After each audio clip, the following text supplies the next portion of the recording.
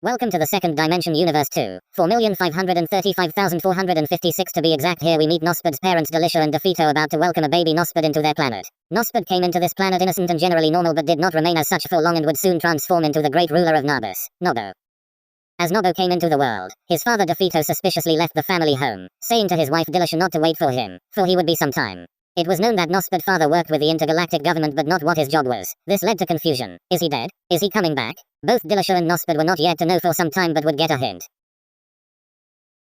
Around Nospred's 6th birthday, a wormhole to the unknown suddenly appeared in the family room and seemed to target Nospred for an unknown reason. It wasn't until Nospred came through the other end of the wormhole that he realized that all the conspiracies his mother told him about the intergalactic governmental rulers were true. He pleaded with them to stop their torture tactics, but they persisted to ask where his father was. But of course they had never met. 5 years they held him captive while torturing him to locate his father. In that time Nospred grew to detest his father because after all, wasn't it his fault Nospred was being tortured? During Nospred's 5-year stay away with the IGR, his father returned home to Delicia with tales of how he had been held hostage and tortured, looking very worn down and upgraded. He would not speak of what had happened. He did however suspect his precious son, whom he had never met, had been taken to the same place as him.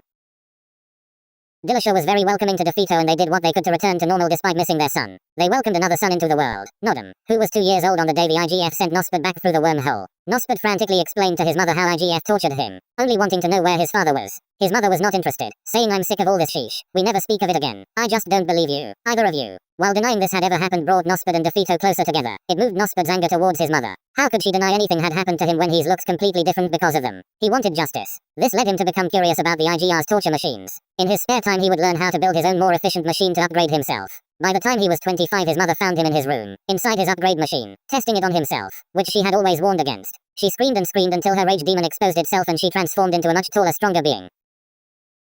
This did not stop Nospred. He remained in the machine and turned it on. She was not prepared for what would reveal itself when he came out. As the machine smashed to smithereens, Nospred screamed, "Not Nospred anymore, mother. I'm Nobo now," followed with an evil laugh. Nobo would go on to become extremely evil, building a massive army, clearing planet Narbus of all non-compliant beings, pushing them out to the outer rim of the planet, calling it the Old Popper Zone because he refused to feed their economy and would make it impossible for supplies to get to them, later creating his own torture gallery chambers, with time freeze capabilities. This meant he could torture beings in a wide open space but have them contained in a cube that both records time and freezes it, exactly like Sky TV or Netflix but real time, tangible, horrifying torture memories contained in a cube. These cubes would be suspended from the ceiling of his gallery of horrors and selected one at a time to show to his friends. In around his 60s he meets Zadfi and Philippa. They are heroes to their galaxy and try to stop his antics many times. This provides Nobo with people to chase so he isn't torturing his own planet quite as much.